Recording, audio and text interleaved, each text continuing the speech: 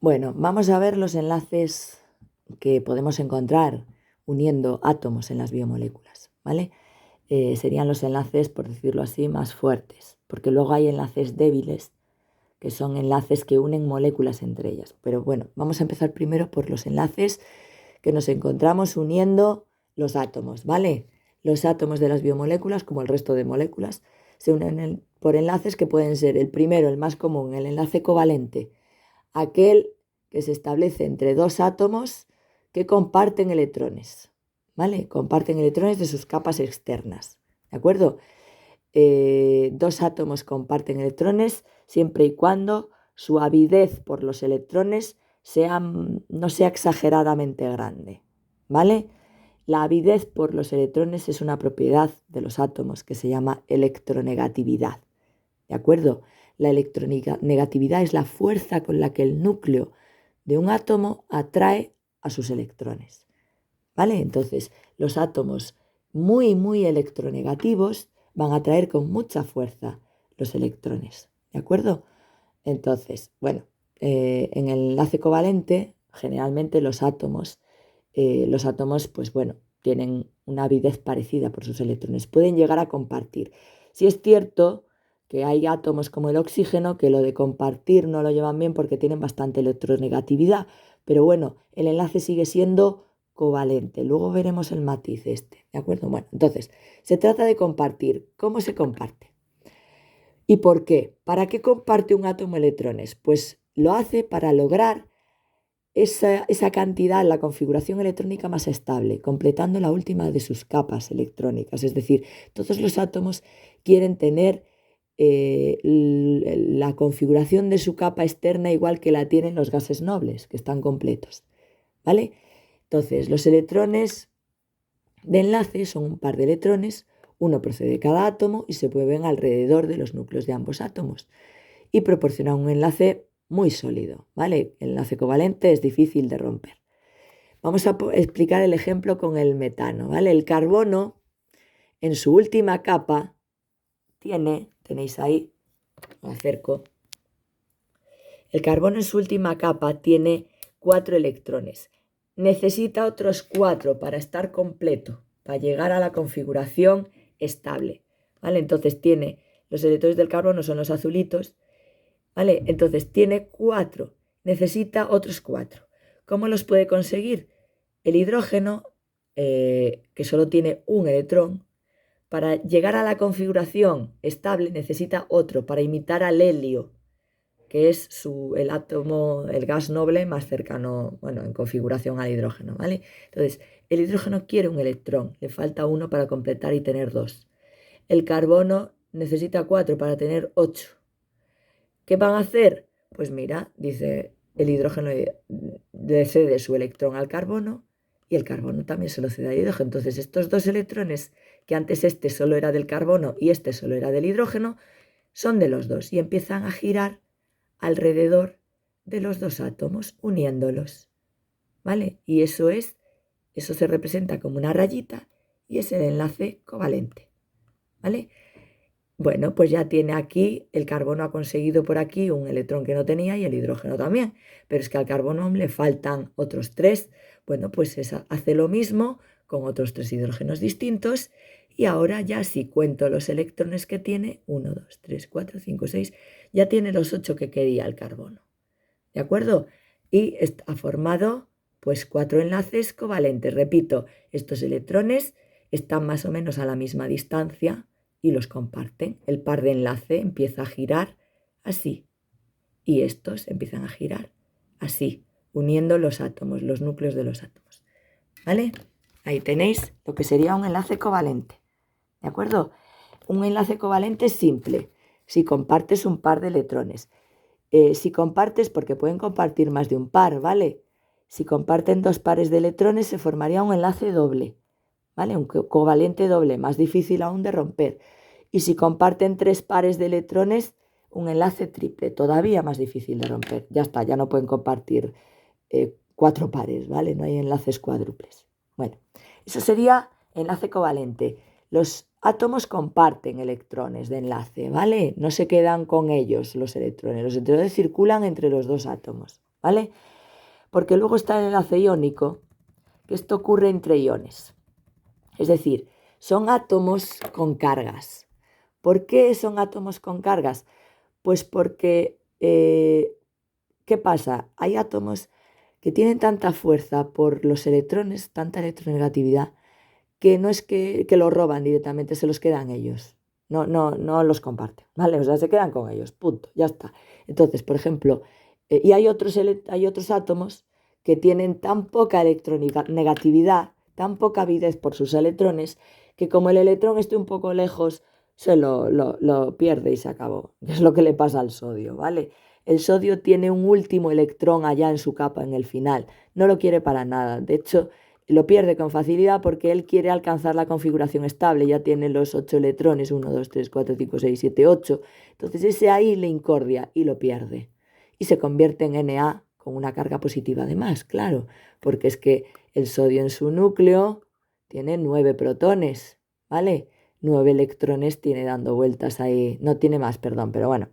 El total de electrones del sodio, ya no me acuerdo. No, sí, tiene los 2, 3, 4, 5, 6, 7, 8, 9, 10, 11. Creo que es 11. Pero bueno, es igual. La cuestión es que al perder ese electrón que está allá, se queda con una carga positiva de más. Porque al no perderlo estaba neutro el átomo, ¿vale? El número de protones es igual al número de electrones en los átomos neutros. Como se le vaya un electrón, se ganan los protones. Hay una carga positiva además en el núcleo con respecto a las negativas, ¿vale? Pues eso es lo que decimos, se queda como Na más. Al cloro le pasa lo contrario. El cloro tiene un hambre por los electrones, o sea, es el segundo más electronegativo de la tabla periódica, después del flúor, ¿vale? Tiene una avidez por los electrones muy grande y solo le falta uno para conseguir completar su capa, por tanto, roba el electrón, se lo queda a él, ¿vale? Aquí no se trata de compartir. Aquí es que este lo pierde, le da igual, se queda carga positiva, este lo coge porque tiene una gana del electrón que no veas, se queda carga negativa y lo que ocurre es una atracción, porque como son dos cargas opuestas, se atraen y se quedan pegadas. Aquí no se comparten electrones ni hay otro tipo de cosa, es atracción eléctrica, ¿vale? Y eso se llama enlace iónico, ¿de acuerdo? ¿Vale? Aquí no hay nada de compartir, no es enlace covalente ni nada. Bien. Luego, el oxígeno forma enlace covalente, lo veremos después, pero aunque comparte, los electrones que comparte se quedan más cerca de él que del otro átomo con el que está formando el enlace covalente, ¿vale? Es un enlace covalente polar, ¿vale? Que hay distintos tipos, los enlaces covalentes. Este, por ejemplo, es un enlace covalente apolar. El carbono y el hidrógeno, los dos comparten amistosamente los electrones de enlace, están a la misma distancia de uno que del otro, no están más cerca de un átomo que de otro. Pero si aquí en vez de carbono hubiera oxígeno, que lo veremos luego en el agua, el oxígeno es bastante electronegativo, hace enlace covalente, no llega a ser iónico, pero es un enlace covalente polar, atrae con más fuerza, entonces los electrones estos están más cerca de él que del hidrógeno, por ejemplo. Lo veremos después eso, ¿vale? Bien, enlaces débiles, otro tipo de enlaces, bastante menos estables y resistentes que los otros enlaces, ¿vale? Estos se crean y se destruyen en cuestión de décimas de segundo, o sea, no duran, están continuamente formándose, deshaciéndose, ¿vale? Por lo tanto, la fuerza de enlace es bastante menor y son enlaces que suelen unir moléculas, ¿vale? Unen moléculas entre sí, enlaces intermoleculares, no como los anteriores que unen átomos, ¿vale? El covalente y el iónico unen átomos, ¿vale? Entre estos tenemos las fuerzas de Van der Waals, por el paisano que se llamaba así, creo que era holandés, me parece. Son atracciones y repulsiones débiles, muy débiles, que ocurren porque se forman dipolos entre moléculas. Es decir, en una molécula, de repente, pues tengo aquí una molécula de dos átomos, la que sea, me da igual. Por el motivo que sea, de repente aparece una zona de carga débil positiva en un lado y otra de carga débil negativa en un otro, porque a veces los electrones en las moléculas andan moviéndose por todos lados. A veces cuadra que hay muchos electrones de un lado y menos del otro. Entonces se crean esas cargas instantáneas, ¿vale? Esas dipolos instantáneos, o sea, esos dipolos pequeñitos. A veces el dipolo es permanente, como si la molécula fuera un pequeñito imán. Y esas moléculas se llaman polares, como el agua. El agua es un dipolo permanente, que luego se explicará. Y entonces se tienden a atraer unas con otras por sus zonas de carga. El negativo de este atrae a la parte positiva de otra agua, de otra molécula, etcétera, etcétera. Las moléculas que no tienen ningún tipo de carga se llaman apolares. No hay polos. A sin. ¿De acuerdo? No hay polos, ni positivo, ni negativo, ni gaitas. En esas que son apolares, a veces se puede formar un dipolo instantáneo, porque se le acerca una molécula polar demasiado, ¿vale? Se le acerca y entonces si una molécula polar se acerca a una apolar, pues a lo mejor la zona positiva de la molécula polar atrae electrones de la otra y se le concentran más ahí y se forma un dipolo instantáneo en la otra, ¿vale? Pues esos son las fuerzas de Van der Waals, ¿vale? 3 tipos. Fuerzas dipolo-dipolo, que son 2 dipolos permanentes. Las moléculas, las dos, son dipolares, se atraen unas a otras por sus cargas. Y un ejemplo de este tipo son los puentes de hidrógeno que veremos después en la molécula de agua, ¿vale? Un puente de hidrógeno es un tipo de fuerza dipolo-dipolo permanente, ¿de acuerdo? Ocurre siempre que el hidrógeno esté unido a un átomo electronegativo con mucha avidez de electrones, como el oxígeno, el nitrógeno. Bueno, lo explicaremos en el agua, el puente de hidrógeno, ¿vale? Luego hay otras fuerzas de Van der Waals que son entre un dipolo permanente, pero otro que no, ¿vale? Es decir, hay una molécula apolar, que no es un dipolo, pero aquí al lado hay otra molécula que es aquí al lado hay otra molécula que es un dipolo y cuando se acerca a ella le atrae, ¿vale? Por ejemplo, fijaros esta molécula que tiene aquí cargas, estos son electrones, tiene aquí la zona negativa y aquí la zona, esto es agua, esta zona es negativa y esta es positiva, entonces al acercarse a esta zona negativa va a atraer aquí, va a repeler los electrones de esta molécula que andan circulando, los va a lanzar para allá, ¿vale? Porque lo repele, la carga negativa repele a la negativa se le va a concentrar en el otro lado por culpa de que esta está cerca. Y entonces esto se queda como carga positiva un poco, ¿vale? Por eso se llama inducido. Esta altera la distribución normal de los electrones de esta molécula que estaban pues uniformemente repartidos, por eso era polar. Como lo altera, pues se crea un dipolo inducido, ¿vale? Entonces hay una atracción muy momentánea, muy breve. En cuanto esta se aleja, esta molécula vuelve a ser igual de apolar que antes, ¿vale?